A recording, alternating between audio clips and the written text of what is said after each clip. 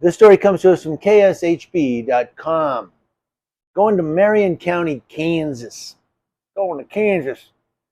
On the KSHB 41I team continued its investigation into 3 raids, one of which took place at a Kansas newspaper by paying a visit to the Marion police chief.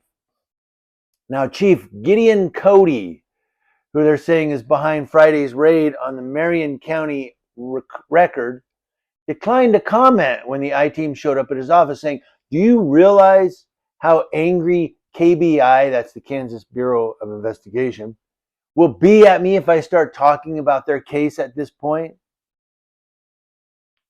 While KBI took over the investigation, Chief Cody's name is on the affidavit seeking the arrest. Bernie Rhodes, a Kansas City attorney representing Marion County Record, claims Cody is at the center of it all. Well, he's the police chief, right? Captain goes down with his ship. Now, Rhodes said, can he spell hypocrisy? This was his affidavit, his investigation, and his search. He, which is Cody, drove to the house to personally search the house of a 98-year-old who had nothing to do with this, a woman who died the next day. This is the one where the Kansas woman died after police searched her home. Meyer, right? Yes. Calling Eric Meyer. Don't you touch any of that stuff. Ma'am, you're wasting your breath. This is my house. I know. You're wasting your breath. Ma'am, please get out of And here. you asshole. We'll be out of here pretty quick. Get them out of here. They're here. You young...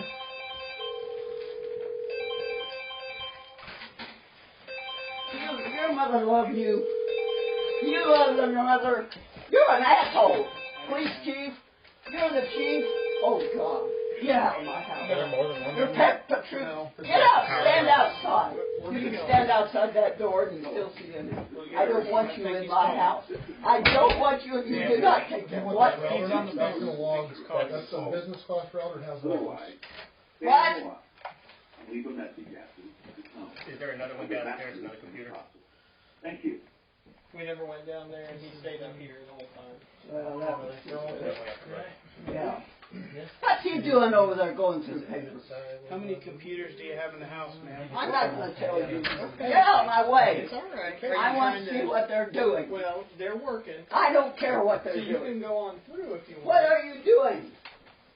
Those are personal papers. Ma'am, those aren't papers, they're electronic devices, which is what the judge said that we're supposed to take. Okay? You people.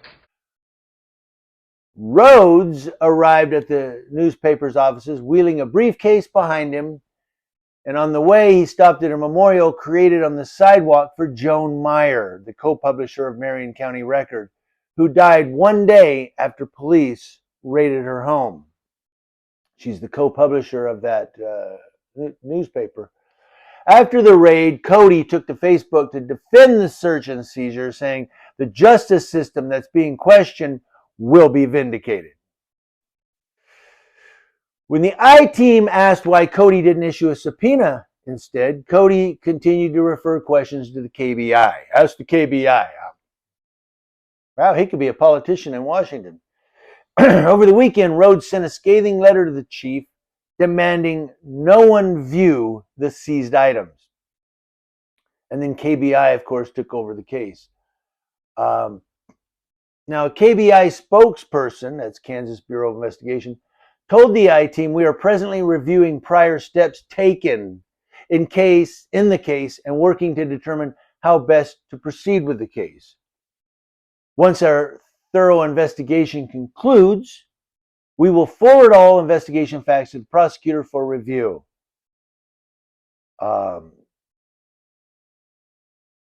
Rhodes said potentially a promising sign that we're going to have someone else involved who will handle this rationally and not be the big town bully.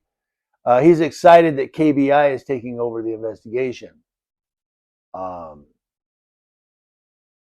as for the equipment, the stuff that he said nobody monitors or nobody looks at those seized items, Rhodes told the I-Team one of the items has a tracker on it, and he's been monitoring the movement.